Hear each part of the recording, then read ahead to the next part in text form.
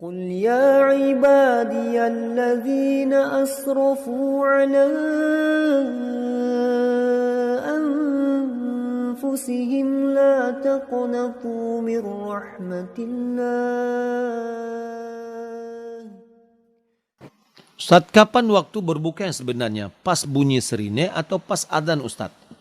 Waktu berbuka sebenarnya adalah pada saat kurs atau lingkaran bola dari matahari itu sudah tenggelam di ufuk barat.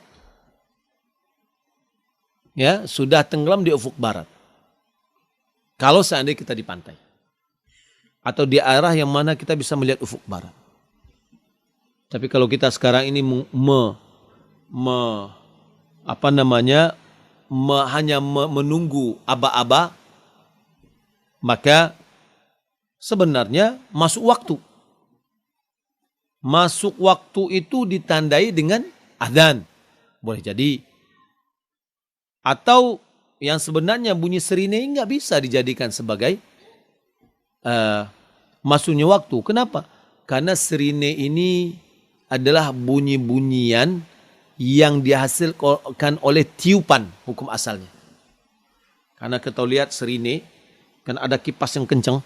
Di situ ada satu bunyi atau yang mengakibatkan dia berbunyi. Semakin kencang putaran, semakin tinggi bunyinya. Maka ini sama dengan trompet. Kebiasaan orang Yahudi.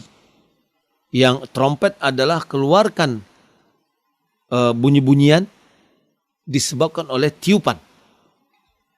Nabi ada usulan pada awal sebelum disyariatkan adzan, bagaimana cara mengumpulkan para sahabat untuk melaksanakan sholat 5 waktu.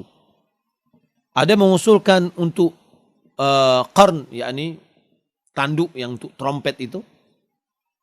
Lalu Nabi tidak mau. Karena ini adalah kebiasaan orang Yahudi dan orang Yahudi banyak di sekitarnya. Nabi selalu menyelisih kebiasaan orang Yahudi. Lalu diambillah kentongan, pukulan, ya, kentongan, atau lonceng, yang itu adalah bunyi-bunyian yang disebabkan oleh pukulan. Pada awalnya Nabi lakukan itu, tapi beliau tidak senang. Ada rasa tidak senang. Kenapa? Karena ini ada kebiasaan orang Nasrani. Baik.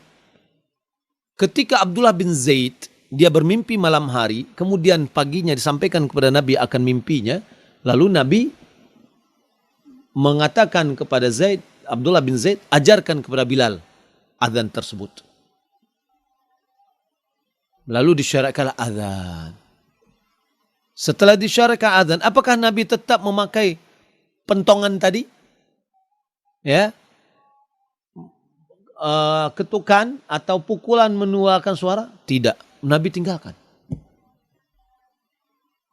Bagaimana dengan beduk? Beduk adalah pukulan yang bunyian yang dihasilkan oleh pukulan.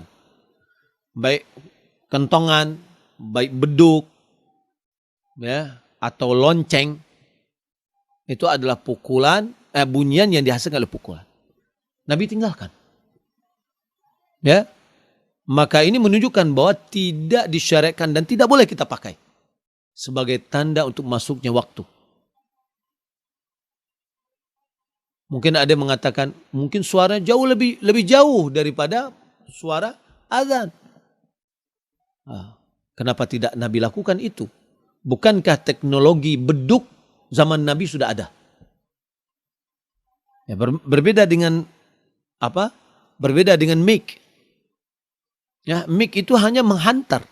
Sebagaimana Nabi membuat menara, ya, muadzin azan di menara ini supaya suaranya keras keluar. Makanya orang azan itu menutup telinga supaya maksimal keluar suaranya, supaya semakin jauh.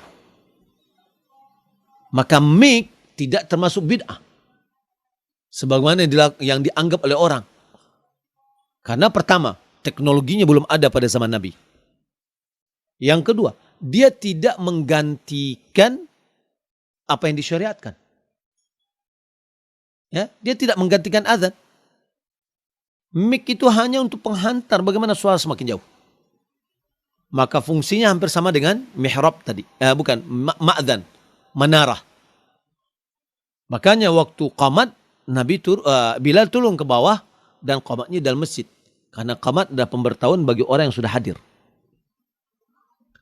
Adapun beduk, tidak. Beduk adalah mengganti. Coba kita lihat. Apa yang dilakukan dulu ketika sudah masuk waktu? Beduk dipukul atau azan dulu? Ya. Kapan beduk itu dipukul? Pasti setelah masuk waktu. Nah, ini menunjukkan bahwa yang menentukan masuknya waktu apa? Beduk, bukan azan. Dan ini tidak disyariatkan. Karena yang dimaksud dengan bid'ah adalah sebuah cara dalam agama yang baru yang menandingi syariat. Di sini ada syariat ditandinginya, itu azan. Tidak ada orang melakukan beduk dipukul sebelum masuk waktu, nggak ada. Kita dibedukin orang. Ya. Dan tidak ada yang dilakukan azan dulu baru beduk dipukul. Ya. Pasti masuk beduk dipukul ketika pas sudah masuk waktu dipukul beduk, kemudian baru azan. Ya, maka dalam hal ini tidak disyariatkan baik serine maupun beduk. Akan tetapi kalau kenyataannya ada di kampung kita, apakah kita berbuka kalau ada bunyi serinenya atau masuknya atau azan? Maka kita katakan pertama kita berbuka dengan masuknya waktu maghrib dengan tenggelamnya matahari di ufuk barat. Summa atimmus siyama ilal lail, sempurnakan puasa sampai malam. Ya, mulai malam itu dengan tenggelamnya seluruh matahari dari ufuk barat. Ya, kalau kita sudah yakin itu masuk, sudah boleh kita berbuka. Kita dengar azan atau tidak dengar azan, kita bunyi sirine atau tidak mendengar sirine. Kalau kita sudah tahu ini sudah masuk, ya, kalau seandainya kita baru mengetahui dengan sirine, biasanya di daerah itu sirine dulu baru azan dan sirine dibunyikan dengan masuknya waktu, maka berarti dengan bunyi sirine sudah masuk waktu. Maka kita berbuka dengan itu. Karena orang muadzin terkadang berbuka dia dulu baru dia azan.